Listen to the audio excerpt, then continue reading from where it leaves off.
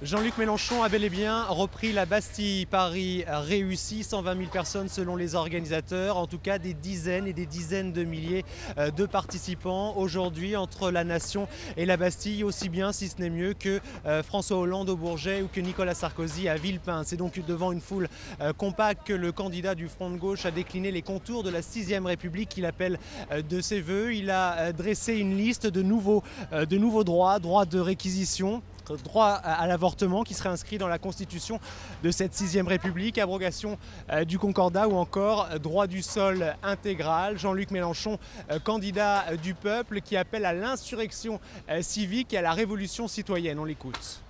Nous nous sommes rassemblés parce que nous allons faire de cette élection une insurrection civique qui va, en se donnant d'abord rendez-vous dans les urnes, commencer ce jour-là la révolution citoyenne qu'il est nécessaire d'accomplir pour changer en profondeur la vie du peuple qui pâtit et ouvrir la brèche qu'attend toute l'Europe de son volcan français.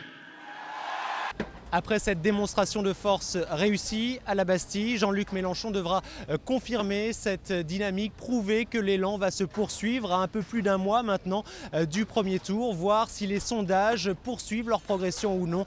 Selon le dernier baromètre CSA BFM TV, Jean-Luc Mélenchon était crédité de 11% des intentions de vote au premier tour.